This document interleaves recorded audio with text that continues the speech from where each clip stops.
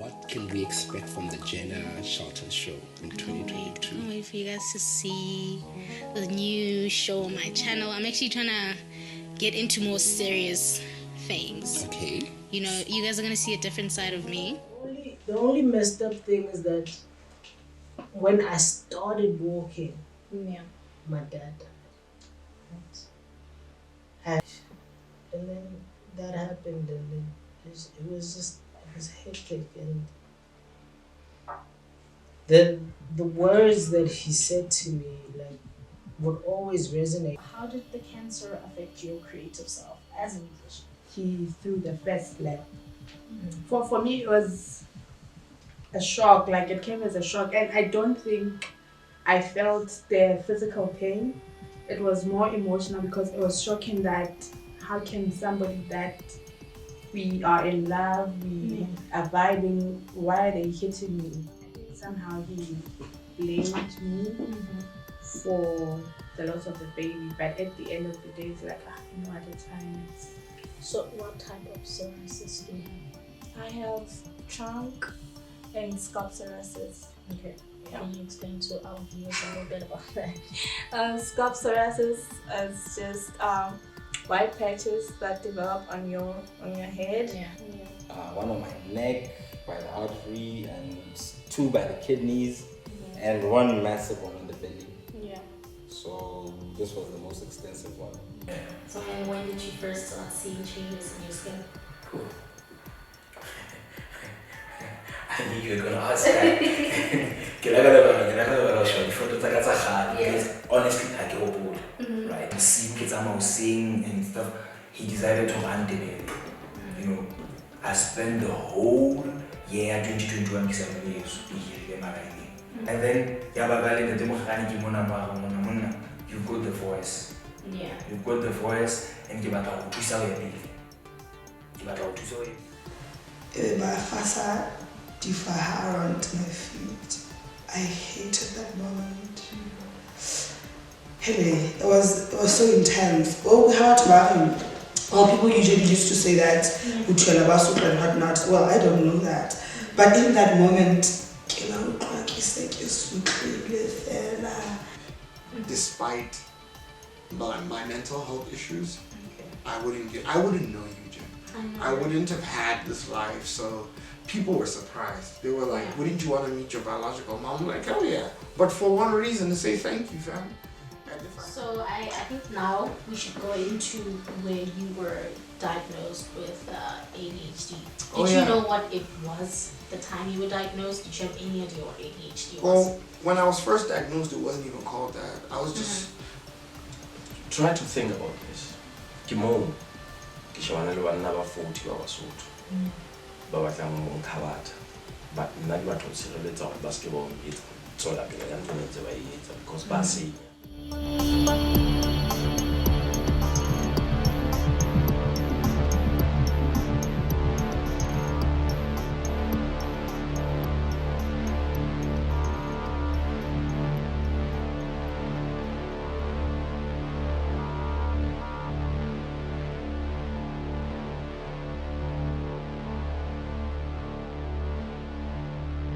Hey guys, welcome back to my channel. My name is Jenna Charlton for those who don't know me. And for my returning subscribers, welcome back and thank you for your love and your support. This is Live to Tell the Tale.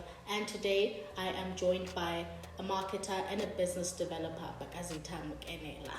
Hi, welcome to the show. Hey everybody, subscribers, hey to you and your family. How are you? Welcome, I'm fine. Well, thank you. So glad to have you here. Finally, the time has come, and let's do this. Yeah, so he's going to share a story about being stabbed by gang members. But before we get to that, just please tell my viewers a little bit about yourself. Alright, well, like Jenna has said, Bakazita Mukenela. I'm a marketer and a business developer by profession. I was born in USA, Marcy. Grew up in Lesotho and Johannesburg. And a bit of Bloemfontein, but I'm now currently based in Lesotho due to business purposes. So here I am, and I'm again changing the world, so they say. But slowly but surely, with the amalgamation of us black brothers and sisters, there's a more of a likelihood of it happening. Yeah. So I'm here. So tell us a little bit about your childhood. What are some of your favorite childhood memories? My favorite childhood memories, I should say, was probably while in Johannesburg. Went to Brandon Primary. So it was a nice primary school.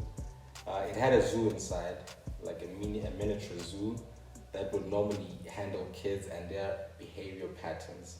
So if your star sign is a Virgo, Sagittarian, Aries, or whatever, there would be a specific animal should you maybe be in a state that the teachers do not understand. So you definitely be taken to that zoo to pet so that it calms you down. So for me, that was like an enlightening moment. Like, wow, we have such things in Africa. You only see such things in the movies where kids are either taken to incubation hubs, you know, to get their minds, bodies, and soul refreshed. And for me, that was like, wow, I need to be somebody who does that for my brothers and sisters, one way or the other. So I think for me, that was one of them. The second one would probably be learning how to swim. Yeah, I learned how to swim at the Lesotho Sun, so they used to be called back in the days. And the way I learned how to swim, I literally just got shoved into the pool by my dad, like, yo, you gonna do this? Yeah. If you wanna survive, then show me that you got the balls to survive. So, you know, that's for me, it was moments like those that allowed me to see what possibilities lie beyond the normal status quo. Yeah. Yeah. And how was your schooling life? My schooling life was pretty good. I went to a variety of schools, both in Johannesburg and in Lesotho. I did Iketsetseng, I did Mabatwana, I did St. Benedict in Lesotho, and in Joburg it was Brandon. I did Midrand Primary, Midrand High, and then finally I went to AAA, the School of Marketing and Advertising. That's where my skill sets were now fully unleashed. Yeah. Okay. So now let's talk about your business side before we get to the actual story. The business side of Bakazi Tamukenela is one that entails a marketer and a business developer intertwined in one. I like seeing people win. I like seeing people achieve. I like seeing people unleashing their hidden agendas or hidden goodies, so I call them, you know, because those little hidden goodies are the ones that we need as people in society to change the world. That's my moral of the story, like to change the world no matter how, but as long as you do things the proper way. That's the only way. No double ups, no easy come, because easy come, easy go. So if only we just focus on doing things the proper way and with a proper reasoning behind it, I believe everybody could be in a wealthy and stable society. Okay. So take us through the day when it all happened. When was it and what happened? Phew. Man, the day it all happened, that's April 17th, 2021, which is last year. Yeah, that's my little brother's birthday. You know, so it was a bit of this and that transpired. So I was at a friend's place. He had a little get together going on, so I was there. Bear in mind, I'm visiting my grandparents in Naledi. So I'm having a couple of, you know what happens at a bride. You'll have drinks, you'll have your meat. So you know what such things name? There's something that tries to pull you back when something huge is going to happen. Did that happen? That actually happened because, like I said, it was my little brother's birthday, and I had invited him to come and chill with us that day. But him being him that day, he was a bit like, no, not today. And that's unlike him. So that moment alone was like, wow, okay, something must be wrong with the way things are today, right? So I carried on, having my little bit of fun with the boys. On my way home, and the place where we were at, is 5 houses away from my grandparents' house. On my way home, I decided to take an alternative route, which is the back route. It's the same distance nonetheless. So I decided to purchase a smoke from the guy outside. But the way it all happened is I saw these 5 young boys. Were you driving? No, it was walking because it's in the neighborhood, right? So I saw these 5 guys walking by, and you know when you have a moment of deja vu, like that moment is here, and there's nothing you can do about it. It has to happen because even where and how you saw it transpire is exactly how it has to be. And they came back, and I'm like, flip. Yeah, it's about to go down. And they tried to have an argument over this little cigarette that I had just bought, and I gave it to them. But on their way leaving, I remember I just said, Ish, you know, and they came back, and with no question, 5 knives started pounding into me. So while they're walking towards you, did you even think there were some sort of... I knew it. Yeah. Like I just said, like... How did they look? Young boys. Young boys, but you could tell that people with an agenda, you know, hidden agendas, hence the energy they were all in. I could feel as they passed, like, this is that moment I once saw happening to me. You know. So the stabbing happened, I got stabbed. The guy I'm with gets shook to his boots, like he can't even move. I'm bleeding, so now I'm on the floor. Now bear in mind, I'm taking an alternative route. Look at the beauty of how it all happened. Because if I used this other route, most likely this wouldn't have happened. But either way, if it would have happened, it would have been a mission for me to get into the yard. Because the gate is those tall ass metal gates, and you need to jump over such. So I took this alternative route still, and I crawled. So the back side of the house is a barbed wire fence. In that mist, as I was crawling... So they just stabbed you and left. They didn't rob me of anything that I had. I still had cash, I still had my phone, I still had a brand pair of sneakers on. And yeah, it wasn't that late. It was around 9, half 9, 10 o'clock. So fine, I crawled to the back of the house, 5 houses down the street. The only way to get into that situation or out of that situation was for me to just be smart in the midst of it happening. So half of my body weight had to be over the fence. The rest was history, physics. I just had to do that. Once I'm in the yard, I was like, you know what, God, if I die, at least I'm in the yard. And who's the person you're walking with? The person I was walking with is there, left behind. He's shook. He doesn't know what just happened. Did they stab him? He didn't get stabbed. Oh. He didn't get stabbed, unfortunately, or rather fortunately. Sorry for that. But like I'm saying, you know, so I'm in the yard and I'm busy crawling. But I'm trying to, and there's blood like oozing everywhere. Where did they stab you? Well, one wound here, one on my thigh, one on my neck by the artery, and 2 by the kidneys. And one massive one on the belly. So this was the most extensive one. As I'm crawling, I knock everybody's rooms, obviously, but nobody's coming. I go to my brother's room. And guess what? He's there on his birthday. Miracle, he's there. People that know him know that he's a party here. You know what I mean? But God just worked his miracle right there and allowed him to be there. So I get to the bed and I collapse. So he's thinking, this guy, he went out, had his own little fun without me, and now he's coming here to play games with me. But as he checks me out, I'm warm with blood all over me. He's like, flip. Goes into the house, gets my uncle, and they drove me to the hospital. So I get to the hospital, and it's all hell that just broke loose, man. I collapsed literally, or I died. Got woken up by those trippy thingies. Got the operation done. Got my, what do they call it? My splint removed. Because the first operation that was done, after a day or 2, I noticed that there was something dripping inside of my body. Like literally, you could hear it. So I told my doctor. So when you woke up, did you know what was happening, or did they tell you what had happened to you? I could slightly remember what had happened. Slightly. But that was just me being me, you know, knowing that it had to happen. So the irony of that story is the same night, and thanks to Dr. Tabani and his staff that took care of me. The same night, there's another guy who got stabbed. Same neighborhood. Yeah. But unfortunately, he died. We got in there at the same time, but he died. Unfortunately, to him, and he rest in peace.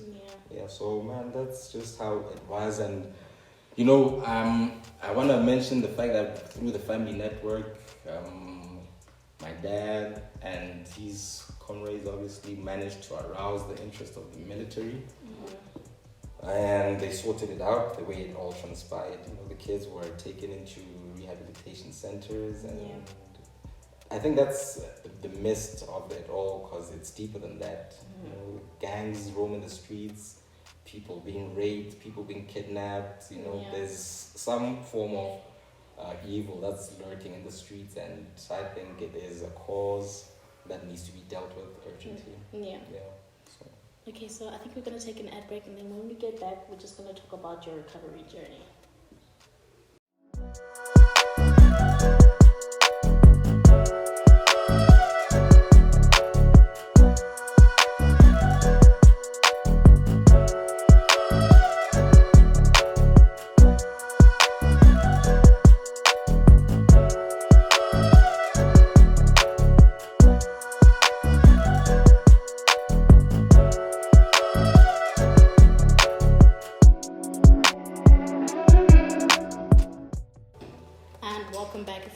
Joining us now, I'm Jenna, and today we're joined by Azita, who's a marketer and a business developer, and he's here to share his experience. Yeah, so let us talk about your healing journey. How's that for you? The healing journey has been very enlightening. It has been very enlightening. Isolation was good. It was pretty quick, miraculously so. Yeah, like I was out the hospital in 3 days, and I could move properly and eat in 3 months, because my jaw was actually locked for that whole 3-month period. Yeah. So the only way for me to eat was through a straw and only liquid food. Yeah, so that for me was very enlightening, in the sense that I got to know myself, I got to understand why things happened to me, and I got to understand that things happen to you because you are the only one who can handle them. Who else would they happen to if not you? You know what I mean? So like they say, I'm to just namole. So and there was major action taken. So maybe in everybody else. So but let's continue. Let's be on the journey. And how did it affect you mentally? Mentally, like I just mentioned, that the isolation was it was silent. You know, it was a silent moment for me, because it was my moment that I had to go through. I just had to understand the whole sphere of my existence in that moment, and why I exist, and what do I have to give if I survived such a thing. Because, you know, the thing you are now fun to you can't handle. And Kimon, he gave me to the world, because clearly the world can't handle what I have to offer. So I'm here to be the one that holds everybody's hand, who's ready to walk with me and change the world. Yeah. And what would you say to someone watching who might have gone through what you've gone through? Don't beat yourself about it. Don't blame yourself. Take time to understand the dynamics of your own existence before you blame the world about why things are happening to you or for you or against you. Because I think that's the mastery of it, or understanding your own purpose and understanding and believing that everything that happens to you happens for a reason, whether good or bad. You know, but anybody out there who might have gone through such or who is going through such, prayer is key, meditation is key, and forgiveness is the most fundamental aspect. Is it easy though? if you understand your purpose, Yeah. everything else doesn't matter. Mm-hmm. Yeah. It is easy because you yourself are easy with yourself. Yeah. So if you're beating yourself up like, then you will never forgive and forget. Yeah. You can forgive, but you cannot forget. Mm-hmm. But the choice is all in one's understanding of why they are who they are. Yeah. Oh, that's so great. Thank you so much for coming to the show. Man, it's a pleasure, and shout out to you viewers, and let's go. We out here. You can check us out, Facebook, Twitter, Instagram, Pucks McGinley Marketing, the Swift Group, and we out here to change the world, yo. Salute. Yeah. Thank you guys so much for watching. See you next time.